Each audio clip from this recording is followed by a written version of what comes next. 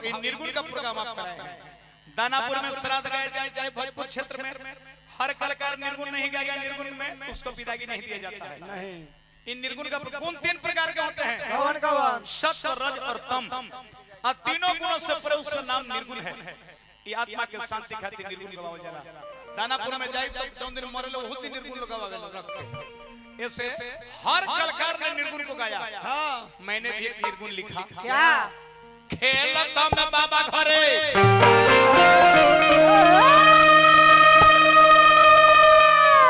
कि यारे रोहलिया गानवा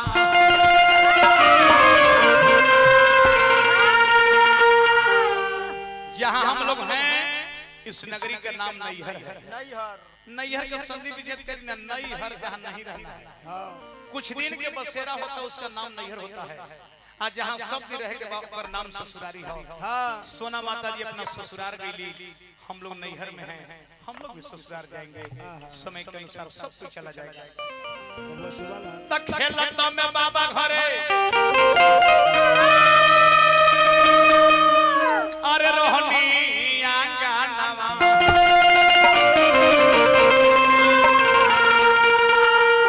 ओइले गवाना के पाती हो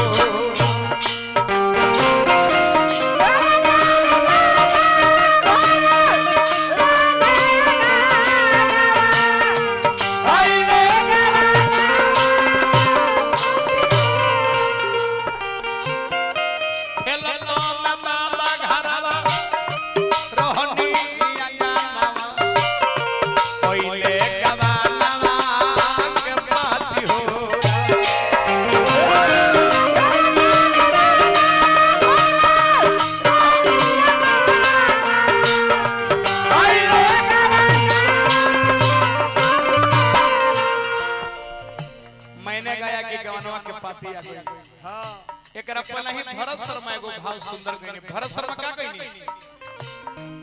अब वही उमरिया मोरे, अब वही उमरिया मोरे पारी रे आइल गवानावा की सारी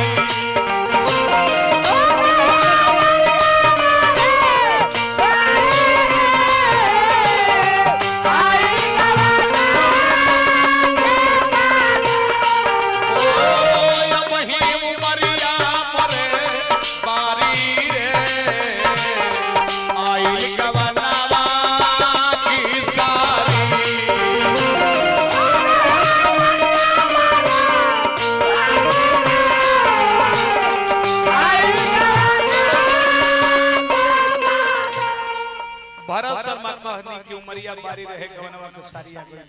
हमहु कहनी कि गवनवा के पाती आ गई। ई बात के भिखारी ठाकुर कैसे कह के गईनी, जिन्होंने शेक्सपियर नाम से उनका नाम में हुआ, जो भोजपुरी को विदेश तक ले गए। ई बात के भिखारी ठाकुर कैसे कह के गईनी कि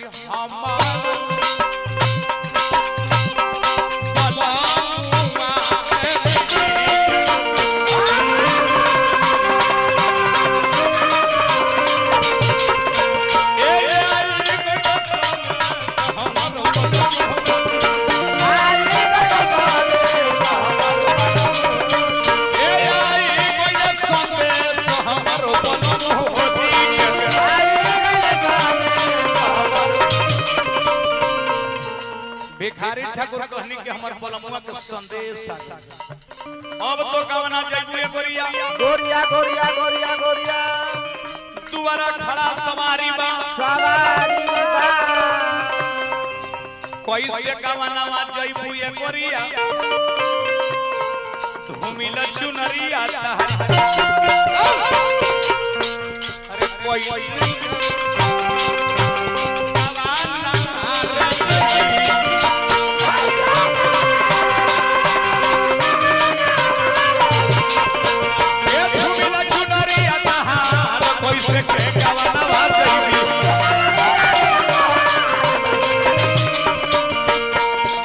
भिखारी ठाकुर कहनी कि चुनरी धुमिल बा पलमुआ के संदेश आ गई। ए बात के विष्णु ओझा खरा टाण से विष्णु ओझा निर्गुण में कैसे कहनी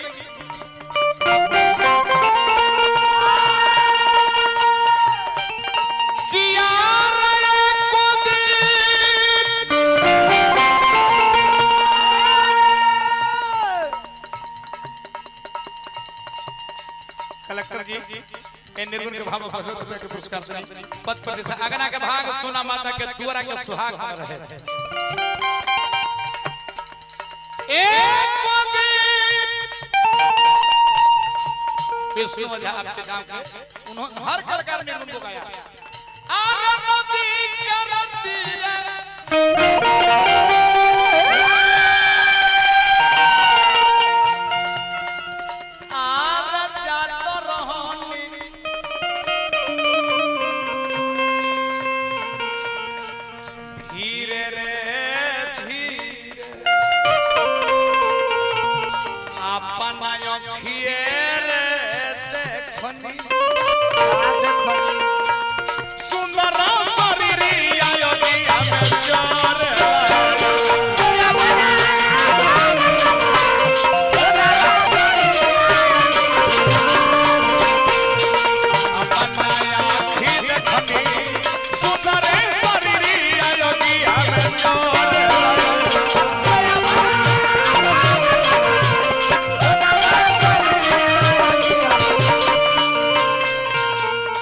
सुंदर फुलवारी लगल बा के रोपे के कमी भई शहीद लोग तो चानी के खटोला बस मसान ले चल जाते हां लेकिन सब के जाने के लिए एक ही संविधान और मिटने के लिए एक ही स्मशान बना हुआ है जाने के लिए हरिहर की मारुति नरेंद्र मोदी के माई मरल हुई तो वही